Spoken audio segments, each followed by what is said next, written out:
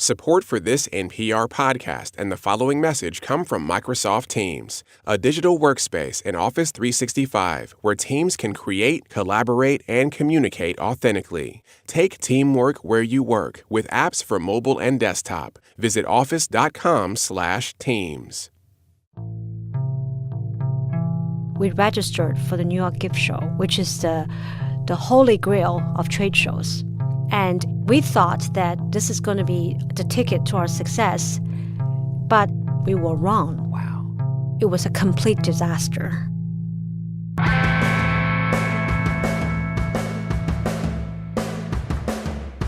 From NPR, it's How I Built This, a show about innovators, entrepreneurs, idealists, and the stories behind the movements they built.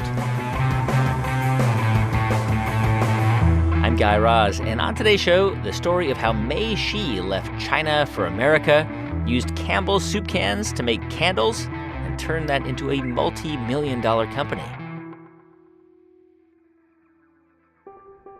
So almost everything about the way Mei Shi's life turned out is improbable. The fact that she started a business, that she makes candles, that she even lives in America, none of this was supposed to happen. And as she describes it, growing up in China in the 1970s was kind of like living in a movie without much color. When we grew up, there was absolutely nothing. Everyone wore the same thing. Everyone would be eating the same food. Everyone had the same small apartment. Life was very happy in the sense that you don't have to be jealous of each other. You don't have to be wanting things you could not have. In the 1970s, China was still a black box, closed off to much of the world. But eventually, the government realized it needed better diplomats, people who spoke foreign languages well. So around the time Mei turned 12, this is 1979, the government decided to open up some boarding schools to train that next generation of diplomats. And Mei Shi was one of the lucky few who got in. So we learned Western culture, American studies, Renaissance art, all in English. And I knew more about Smithsonian and the locations of each art than many Americans. And this was the thing about learning a language. A language is really living it. I remember it was very funny that I was watching Godfather at 14, which has a lot of violence, a lot of sex, and a lot of murders. But we were enjoying it. We thought it was, something that everyone in the United States do on every given day. It was a pretty charmed life, especially compared to other Chinese kids. Mei was on the fast track to becoming a diplomat. But there was one problem. In the spring of 1989, Chinese students started to organize demonstrations calling for more reforms, what we now know as the Tiananmen Square protests. And after 6 weeks, the Chinese government cracked down. Now, Mei Shi wasn't an activist at the time, but that didn't matter. The government decided that educated young people like her were a threat, so they were sent out of Beijing. They assigned me to a northern city, very cold, not even a city, a suburb. My job for the whole year is going to be watching a warehouse for minerals that are going to be for export. So I have a clipboard. I have 2 highlights of a day. When the truck comes to pick up one load, I put a check. And then it came again in the afternoon, I check. That will be the day for me for a whole year. You must have been miserable. I was beyond miserable. At that time, I was already dating my first husband. His name is David. So we were very close, and being far away was obviously not a good arrangement. On top of that, what I worried the most is that for 10 years, I was practicing and speaking English. And language is very easily forgotten. And I barely speak Chinese, let alone English, because my boss does not like to talk to me. He's a man with few words. He smoked most of the time. And that's my life for a year. So Mei, she decided to quit. She and David thought about what to do. He was a trained geophysicist, and she spoke great English, so they decided to apply for temporary visas to come to the U.S. And after 2 years of waiting, they got them. So I flew to Washington, D.C. When we arrived at Dallas Airport, I was very sleepy because of the jet lag, and I saw two signs. One is American citizen, Yeah. and the other is aliens. This just as you arrive at immigration? Yes, and the word aliens was kind of confusing to me because I remember aliens from Star Wars or from, those science movies. And I was so excited. I said, wow, they actually have a section for aliens. And so I got very excited. I said, let me see. I'm certainly not American citizen, so I guess I'm going to have to go to the alien part, and that's great because I can see them. I never knew that the word alien means the non-American, non-green card holders. I guess they realized that too. They changed the name now to something a little bit more human. What was it like to adjust to the U.S.? I mean, you had sort of immersed yourself in American culture your entire childhood, but then you finally arrive here. Did it surprise you? Did it disappoint you? Was it lonely? Well, I don't find it particularly difficult to adapt. What I find interesting is that in Washington, D.C., people kind of avoid eye contact. That's something I still think was my first impression of the city. I was riding the subway, and I found it very interesting that as quickly as I look at someone, they immediately change their eyes and they try to focus on reading. And I said to myself, wow, this is a really deep city because everybody's always reading very big volumes. So were you able to find a job? Yes. So I found a job in New York. It was a job for American medical device companies to export equipment to Chinese hospitals. And was it interesting work? Did you enjoy it? It was boring, I have to be honest with you. It was a lot of paperwork pushing, a lot of import-export documentations, working with different factories about SKU numbers and pushing line of credit through the banks. But what's interesting out of all these not so interesting things is that they put me in a hotel next to Bloomingdale's. Why was that interesting? Well, imagine a bird out of cage. Okay. I have always been interested in fashion. Many people wonder, if you grow up in a country without any fashion, how can you really have an eye for it?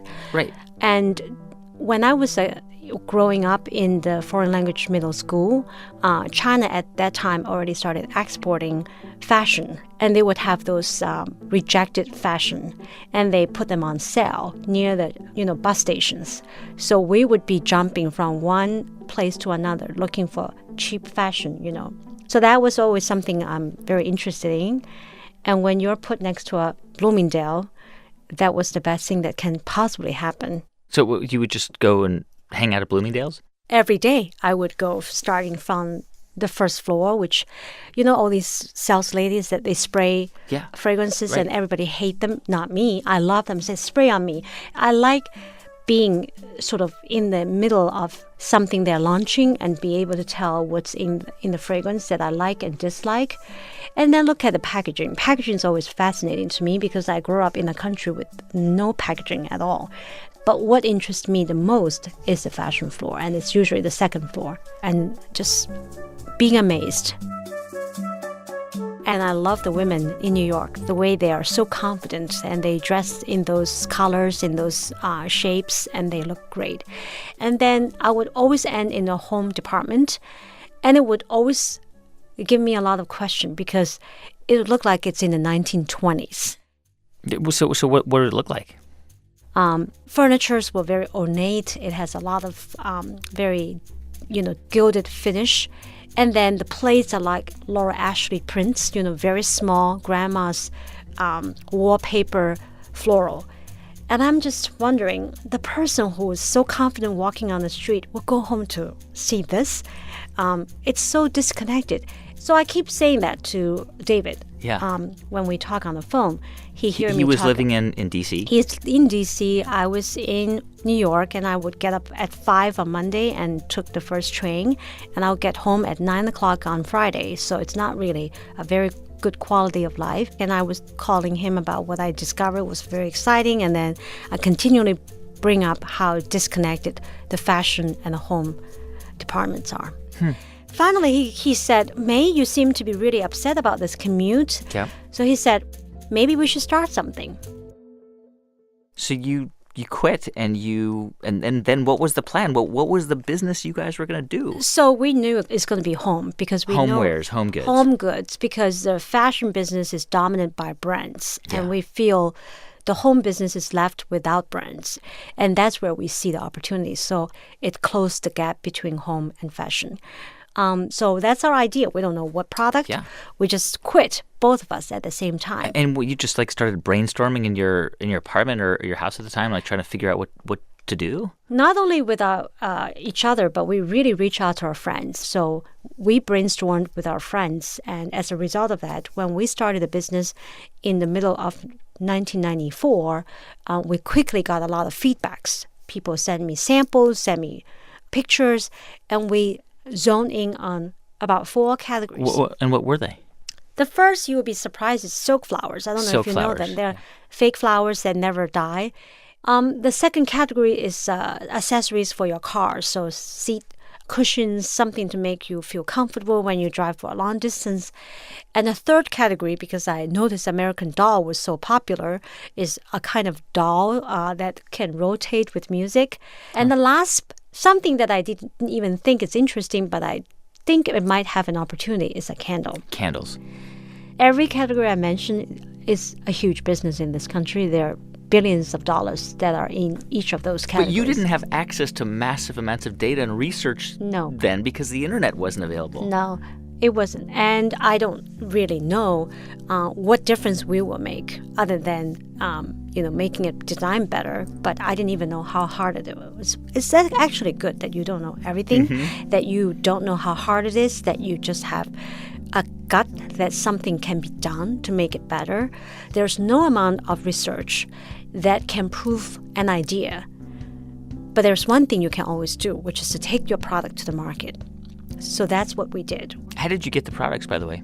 They sampled us. They sent by FedEx or from DHL. China. From China. So you got Chinese-made products, and you imported them to the U.S. We haven't imported them. We just sampled them. Samples, so okay. they sent by DHL, FedEx, whatever it is at that time is available. Silk flowers, seat cushions. Silk flowers. I think David brought some of those back by breaking his back also. Oh, just in the suitcases. Just in the suitcases, right? Yeah. Yes. And by that time, it was September 1994. Yeah. All the major wholesale trade shows take place twice a year. In January, when people replenish their goods after holiday, and in summer, when they are buying more for Christmas. Right. But it was September, so the only show we can possibly go to is in Charlotte, North Carolina. And what happened? 90% of the business came from the candles. And what did the candles look like? Were they just candles? You don't see them anymore. They're called glow candles. They're round, and they look like stained glass. And when you burn them, they are glowing from within. So people came up to your booth, and they were not interested in anything else, the silk flowers or the car seats. It was that stained glass looking candle? Because it's holiday, and it was gift-giving season, and it's a great gift. Okay, so then after the show, you've got all these orders. How did you deliver them? How did you get them to customers? We rent a very inexpensive warehouse with an office in the front, and we couldn't afford many people full time, so we just have one part-time to help us. And we were able to use our savings, and our family and friends helped us. So the first container was a 20-foot container, not even a 40-foot container. And then we shipped them very fast, and we got reorders. From the clients at the trade show? Yes. Wow. So what was the candle retailing for? $15 the most. How much did it cost you guys? We probably will take 50% margin on them. So it was almost $500,000 of business we did in 4 months. That's insane. I mean, were you and David just like shocked by the candle thing? We were taken surprised by that. We were not expected to do so well for the first 4 months of our business, and we were shipping every day. I was a sales manager, I was assistant, I was accounting, I was taking products out of the containers, I was everything. Okay, so you ship this container from China, and then you deliver all the stuff to your clients. And then what did you guys do after? Like, what was the next move for the company? The second year, I decided, since the trade show is so important, we registered for the New York Gift Show, which is the holy grail of trade shows. So we went to the New York Gift Show, And we thought that this is going to be the ticket to our success. But the show, which is 10 times bigger with an international audience, told us that we were wrong. It was a complete disaster. You are trying to sell these same candles that you're importing from China, and they're not selling. They're not selling. And I was devastated because it's a very expensive trade show. I'm assuming at this point, I mean, you must have sort of thoughts in your mind that maybe this candle business, maybe it was a fluke. Maybe the fact that we did so well that first 4 months just had to do with Christmas. Exactly. That was the thought. But I wasn't giving up. I was always more international minded. I was already scheduled to go to visit Frankfurt, Germany, because every year in February, there's a big home product show called Ambiente. And in my very depressed moment, I needed to go there to see what could potentially be the next thing. Because what I envisioned for home is already there. The design is very streamlined. Of the candles? Of everything from home furniture to lighting and tabletop. The colors are very bold. They have oranges, lavenders, and they have those beautiful contrasts with white. And I was so happy that I went there because it confirmed that home and fashion could be in sync. So how did it change your trajectory? I mean, you still have a candle business where you're bringing these like stained glass window candles in from China. You're in Frankfurt. You see these beautiful streamlined designs, and you think, what? So I could use that design elements in candle design. That you would design your own candles. That was always my thought, even though you were trained as a diplomat. I know. I think not many people end up doing what they're trained to do, but that training is very helpful because I was exposed to a lot of art education when I was a very young kid. So it started from a very high level of art, and then it trickles down to fashion, and finally it goes to home. Okay, so after you got back from the Frankfurt trade show, how did it change your approach to what you were doing? So I came back very refreshed and invigorated from what I see. And really, I was determined that I'm going to really start to do something. And another thing I discovered by starting to pay more attention now to candles is that my competitor in the U.S., they sell candles in the millions and probably the billions. And I asked myself, why do they buy it all year round? It's not because they have a patent. It's because of the fragrance. The power of fragrance has been written. Men and women over the years have been wearing fragrances for many reasons. But for home, it takes on a very new meaning. So that was it. You basically decided to, at that point, to start making scented candles? Yes. At that time, we were for the first time joined by a permanent employee, which is a friend of David's. His name is Richard. And he and I went to visit one of the fragrance vendors in New Jersey to learn how to make candles with fragrance. So he and I went in his beat-up hunchback, and for 4 hours, we learned everything that one needs to learn about making fragrance candles. So many people think about candles and they say, how hot can it be? I can make it with my eyes closed. Right, you just pour some wax and some perfume and you got a fragrant candle. Yeah, and then you put a wick there and then it's going to be a candle. Yeah. But if you want to make it a business and you want to make sure it doesn't burn someone's house down, you actually have to study how to make it, because a candle is both a piece of art and a lot of science. It's 5 things that are interacting with each other. It's the fragrance, it's the base, which is the wax, it's the color, the pigment, it's the wick, and finally, it's the vessel, which is the glass or a container. And if you don't do all those 5 things perfectly, what could go wrong?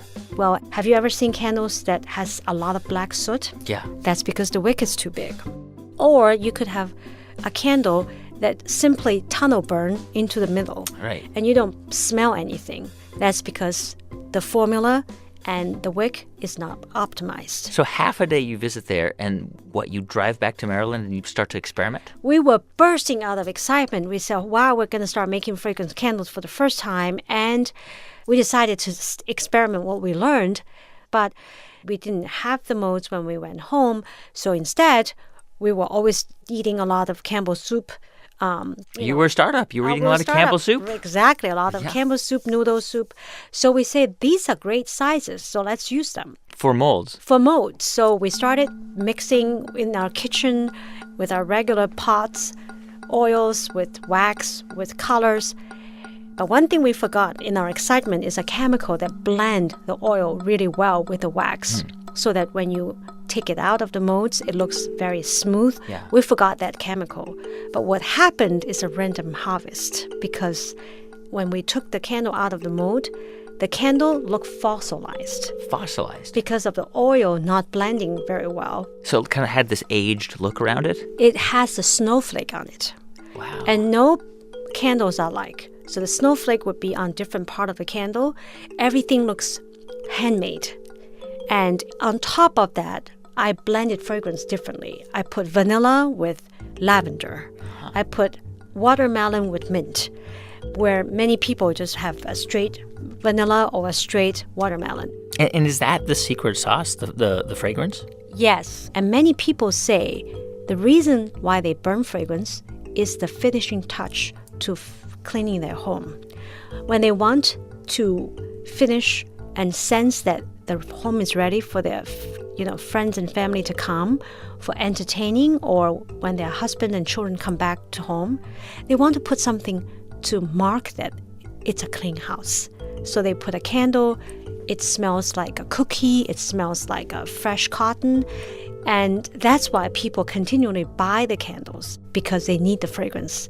So as you are sort of really kind of honing in on what this product is going to be, is that when you came up with the name? Yes.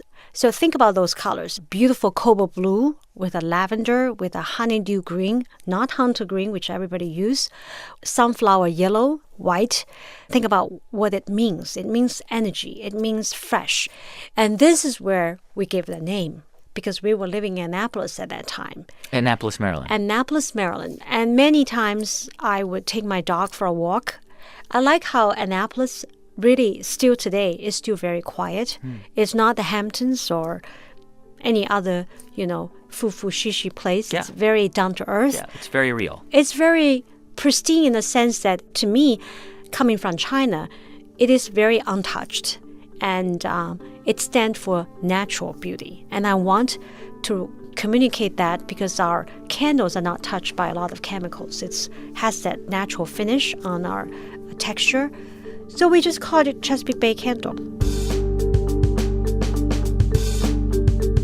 When we come back, how Mei Shi wound up making an enemy out of the one person she needed to get her candles into Target, and how eventually she recovered. Stay with us. It's How I Built This from NPR.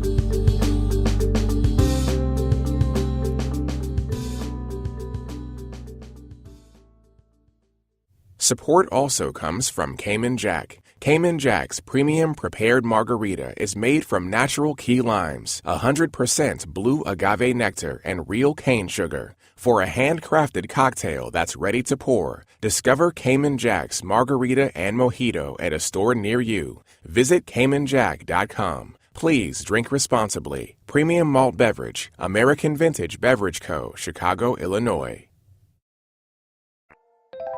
It's How I Built This from NPR.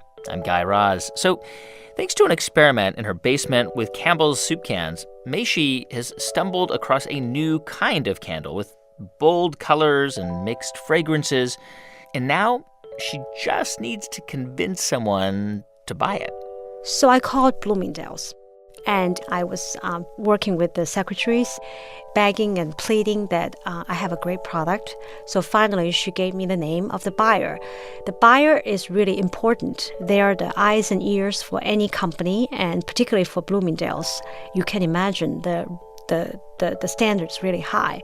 But when I described the candles, the texture, the fragrances, and the colors, she was very intrigued. So I got an appointment right away.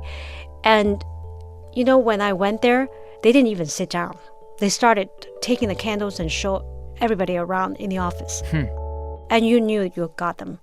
So I take it Bloomingdale's made an order?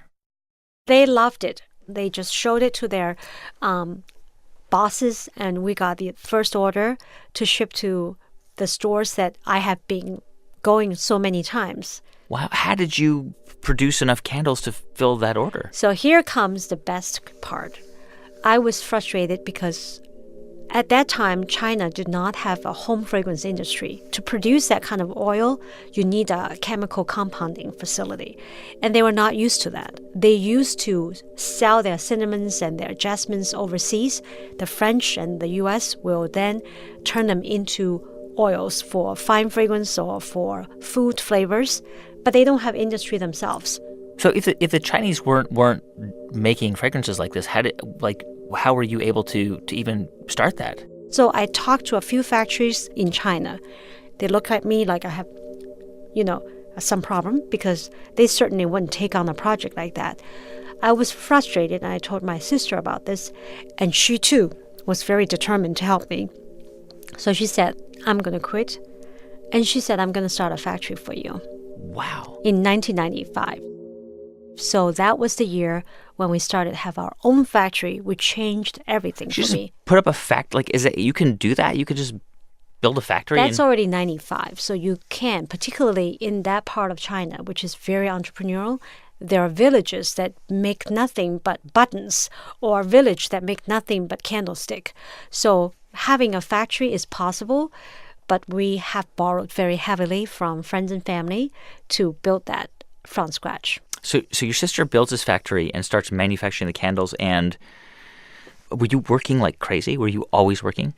I'm always thinking because I was always thinking about the next color, the next fragrance that can mix, or the next packaging that we can put together.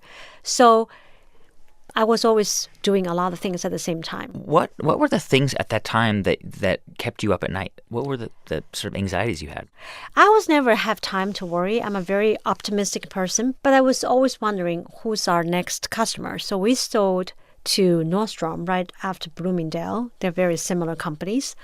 But in 1995 and 96, my eyes started to search for who's the sort of company that's trending. They represent some demographic changes or style of shopping that's different. Yeah. And my eyes started to focus on Target. Why Target? They stand for style and design versus Walmart, which stands for value. And it really inspired me because I really subscribe to design for all, that philosophy, because I came from a country with a lot of people that are very poor. Yeah. And I know a lot of teachers of mine who have great taste, who would never be able to buy things that are so expensive at Bloomingdale's. So how can we make it more affordable? How can we make it so we can sell it for $20 versus $80? So I knew it's going to be the big growth for us if we can get in, because it's already 750 stores nationally, and they have 2 dedicated aisles with 48 feet of candle space. So who do you call there? So it was pretty straightforward. You can find the name of the buyer. There's a telephone extension, and you can leave messages. And you call that person? So this is the time when I always say you cannot give up, even if you call for a whole year, which I did. A whole year? Every month at the same time, I call and I left messages. And you said what?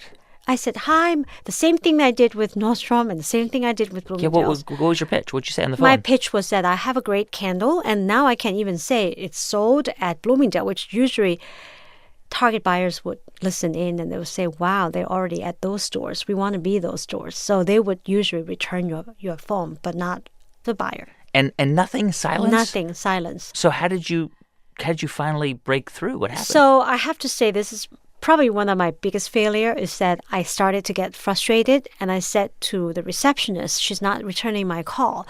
So she said, I think you could call her boss and make a complaint. Oh. Which I did. I basically say, well, one of your buyers have not made any return phone calls. 2 minutes later, the buyer called. And she said, this is so-and-so, and just so you know, it is not the way to start a relationship. And she hung up. And she hung up on you. Wow, so you were finished at Target. I'm done. So every time I call again, if it's her voice, I didn't even leave my voice message But again. you kept calling even But I kept calling. But you were shut out at that point. I basically was, yes. So I waited until the next year in April, and it was a very different voice. It was a very cheerful voice. It was a new buyer. It was a new buyer. And I left my message, and I got it back in 2 days. Wow, 2 days. A new day has finally come. Because as you can imagine, every new buyer wants to make a difference. They want to make their mark. And she heard me, so she said, why don't you come? And I did. But Where's their headquarters? They're based in Minneapolis. Right, of course. So I flew there, and she was very young. She was probably in her late 20s, and she came in, and she was sitting down listening to my pitch, but halfway through, she has to get up and smell the candles from the bottom. Candle buyers usually want to smell the candles from the bottom. That's when the oil settle into the bottom, and you smell the most from the bottom. And so what'd she say? Did she put an order in? She basically, in a big store, it's a lot process involved. Right. They ask you capability questions, pricing questions. They cherry pick what they want. So I didn't expect anything to happen. But she asked me, if I put it in my store, how soon can you ship? That was the moment when I froze. Because I said, what do you mean? Are you going to test? Because I heard they test a lot. I said, do you test in 50 stores or 100 stores? She said, no, May, I want to put it in 750 stores. Wow. And I said, oh, in that case, then I started to calculate in my head how fast my sister's company can produce with 750 stores. And I said 6 months. And she said, perfect, that will land us in October. And you can ship it so it arrives in December. And that's when we set for spring. And how big was that order? That order ended up being over $1 million. And the forecast for the year ended up being over $3 million. How did you, so basically, when you called your sister and you said, we have this order from Target, we have to make how many, do you even remember how many candles you had to make? It's probably 500,000 candles. And how many candles was the factory able to produce a day at that time? That was going to stretch them. They were going to have 3 shifts a day, every day of the week. Just like 24/7? Yes. They will have to hire people to work 7 days a week. And the thing about the Target shipment is that it's really daunting. When you think about people scaling their business, one of the things people think about is finance, how to finance a big order, $1 million order. The second thing they ask is logistics. Physically, how do you turn over 20 containers of candles in 2 days? And we don't even have the physical space to turn 20 containers in 2 days, right? So we rented a very big empty warehouse in Laurel. In Laurel, Maryland. In Laurel, Maryland, where our other warehouse is. But there's no electricity. So we parked our 2 cars, used the headlight to light up the warehouse in the evening. And we literally packed and unpacked using, of course, all of forklifts. You, David, your husband? Richard, and 2 or 3 of our warehouse workers, 5 of us all together. We turned over 20 containers. So your company was 5 people in the U.S. at that time? 5 to 6 full-time people. And we went into holiday season somewhat absent-minded, waiting to see when the product will show up on the shelves. And sure enough, right after Christmas, our products were there. But it was radio silence. There was nothing coming from the buyer. From Target? From Target. Until when? Until 2 weeks after it was set. And I get a panic order call from the buyer. She said, May, we're in big trouble. So I said, oh no, they didn't get all the products or they're not moving at all. She said, no, we are under forecast. We could have sold $8 million of your candles this year. And you need to go back to China and build a bigger factory. And we need to catch up because I don't want to be empty shelves in April or March. So is that what you did? That's what we did. And we found a much bigger facility. And we outfitted so that by March, we started shipping out of the new facility. So how many factories do you have today? So we have one in Hangzhou, China, as the first factory. Then we have one in Haiphong in Vietnam, and now in Glen Burnie, Maryland. Wow. So presumably, it's a lot more expensive to manufacture candles in the U.S. So why are you doing it here? I came to this country, and I'm a citizen for many, many years. I always want to find product that said made in USA when I go back to China, and I couldn't find them. Everything is always made in China, made in Indonesia, made in India. I think made in USA stands for something. We may have not realized that. People believe that there's integrity and there's a cool factor with products that made in USA, and we haven't explored that as a country. Do you think you had a competitive advantage in part because you were an immigrant and in part because everything in America was new to you and you were kind of naive? I think that's precisely. I think immigrants are self-selected group. They are self-selected group that is very big on taking risks. In some ways, they have the same traits as entrepreneurs already. Instead of taking what's easy, what's already familiar, they choose the unfamiliar, the uncharted, because they have more confidence and they have more curiosity. So in selecting themselves as immigrants, they're already facing big risks. So from a company that you started, like as an afterthought with silk flowers and car seat covers to a company that I've seen does reportedly like $60 to $70 million a year in revenue, it's a pretty amazing. I mean, could you have imagined that when you came to the U.S. on a temporary visa that you would be running a company that's so big? So remember the alien story? Yeah. Remember I thought I was, going to meet an alien and discovered that I was actually the alien? How cool is it that an alien can sit next to the President of the United States and talk about how to create jobs in America? That was me in 2012. I was creating jobs in the United States because of our factory, and the president's office took note, and he invited 13 of the biggest manufacturers, such as Ford, Intel, and I was invited because I was a small business, and I was giving advice as to why it makes sense to revitalize manufacturing in this country, but why that we have not done enough for those companies to bring jobs back. So I feel very fortunate. Not only was I accepted, not just as a foreigner, I was able to giving a path to realize what I want to do and more. Mei Shi, founder of Chesapeake Bay Candle. By the way, to this day, Target is by far her biggest customer. And even though the average price of her candles is around $15, Americans spend more than $3 billion just on candles each year. And 90% are bought by women.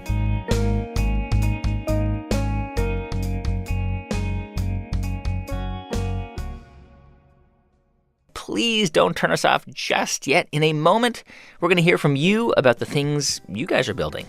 But first, a quick thanks to one of our sponsors, Cleveland Clinic.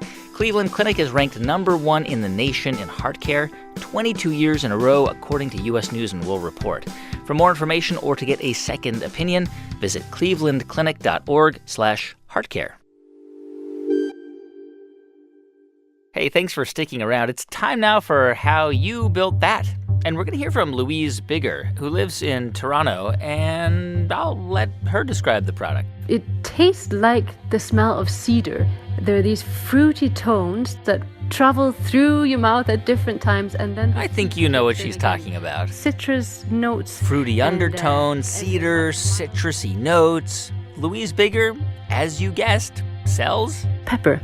Pepper, as in the salt to your pepper. Actually, peppercorns. Louise came across this very special kind of pepper on a family trip a few years ago at a plantation in Cambodia. And when it's grown carefully using centuries-old harvesting techniques and the proper soil and the proper climate, then it takes on a flavor that is entirely different. And we felt like we tasted pepper for the very first time. It was amazing. After the family returned to Toronto from their trip, every time they would use the pepper mill on their kitchen table, it kind of just tasted like ordinary, boring pepper. They'd been spoiled by those Cambodian peppercorns. And so they thought, maybe there's a market for complex and nuanced artisanal pepper here in North America. And then we delved a bit deeper and realized that about 25% of the world's spice trade is peppercorns. So everyone uses pepper. And when we started thinking it through, we felt we could do this. So they emailed that farm in Cambodia and got them to ship a big bag of peppercorns. Louise built a website, of course, and then designed a nice little package for them. And then we'd given the printers the green light and then realized that the dimensions weren't quite right. So we would have ended up with 13,000 packages that we wouldn't have been able to use. So we got lucky and caught that. So it's now been about 7 months since Louise and her husband launched their business. They sell black and red Cambodian peppercorns to foodies at a few retail stores, but mostly through their website. And they call their company Drum Pepper. Drum means dream in Danish, and I'm Danish. The trip that we took, that was a long-standing dream of ours, and setting up the business was also something we dreamt about. So a bit of a dream theme throughout. That's Louise Bigger. She's the founder of Drum Pepper in Toronto, Canada. To find out more about her company, head to our Facebook page. Just search How I Built This on Facebook. And please do keep sending us your stories. We love sharing them. You can tell us all about the things you're building by visiting build.npr.org. That's build with a D.npr.org.